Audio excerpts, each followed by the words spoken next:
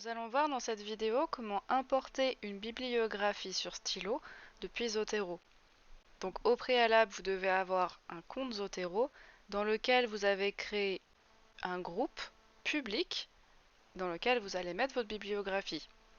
Donc Zotero permet de collecter des références bibliographiques sur Internet automatiquement la plupart du temps, et vous pouvez également ajouter manuellement des références en remplissant les différents champs comme le titre, auteur, éditeur, etc.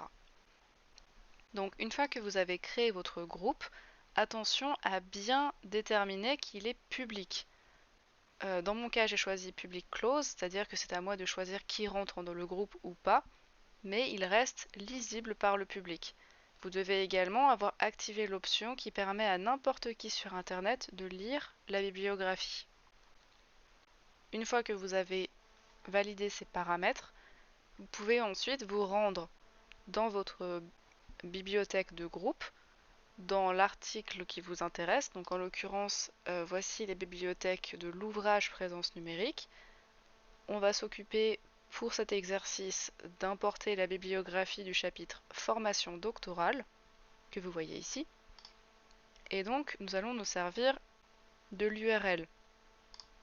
Pour ce faire, vous copiez toute l'URL depuis l'ID du groupe, c'est-à-dire l'identifiant du groupe. C'est-à-dire que vous devez commencer par un numéro et finir par un numéro. Vous copiez et vous vous rendez sur votre article stylo. Dans la fenêtre de gauche, vous cliquez sur Manage bibliographie et vous collez ce que vous avez copié. Attention, il y a un piège, il faut supprimer le nom du groupe qui n'est pas utile. Une fois que vous avez l'identifiant du groupe suivi de collection suivi de l'identifiant de la collection, vous cliquez sur Replace Bibliography with this collection. On clique et on attend un peu que Stylo aille chercher toutes les références et voilà, il a tout récupéré. Vous pouvez ensuite comparer donc vos références avec celles qui sont dans votre bibliothèque Zotero. Dans mon cas, ça commence par Amosi, ça finit par Wenger. Et c'est bon. Et c'est bon. Il y a aussi deux références sans auteur que vous trouverez ici avec la mention de l'absence d'auteur. Une fois que votre bibliographie a été importée, vous pouvez la manipuler, c'est-à-dire que vous pouvez cliquer sur l'une des références, puis la coller n'importe où dans le texte. Elle sera ajoutée et apparaîtra à la fin dans la bibliographie.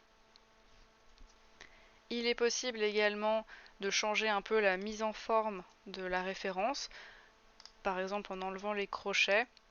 Il y a d'autres manières de faire, je vous renvoie à la documentation pour voir tous les détails, c'est pas du tout le but de cette vidéo.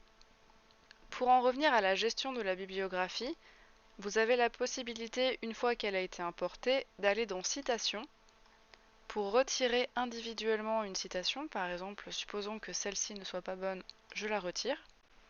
Et vous pouvez en ajouter en copiant et en collant ici le contenu BibTeX de la référence. Pour obtenir une référence BibTeX, vous avez plusieurs options. Soit vous savez rédiger en BibTeX, auquel cas vous pouvez vous contenter de l'écrire. Là vous voyez par exemple la version BibTeX de toutes les références que je viens d'importer depuis Zotero. Sinon, vous allez sur Zotero, vous choisissez votre référence, vous cliquez sur Exporter BibTeX et il ne vous restera plus qu'à ouvrir le document BibTeX via un bloc-notes par exemple, copier le contenu et le coller ici. Je vais vous montrer ça. Donc j'en reviens à ma référence, je fais exporter BibTeX, je fais ouvrir avec et on va aller chercher l'application de texte.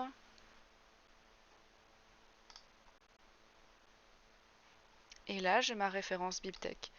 Je n'ai plus qu'à tout sélectionner, copier, coller et cliquer sur Add. Et ma référence sera rajoutée dans la liste.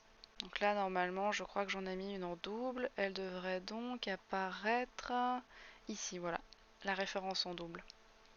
Et là, typiquement, je pourrais retirer le doublon. On enregistre bien à chaque manipulation pour que la bibliographie soit mise à jour. Ensuite, quand vous irez dans votre prévisualisation, à la fin de l'article, vous verrez toute votre bibliographie. Voilà, ici. Et les clés qui apparaîtront au fur et à mesure dans le texte.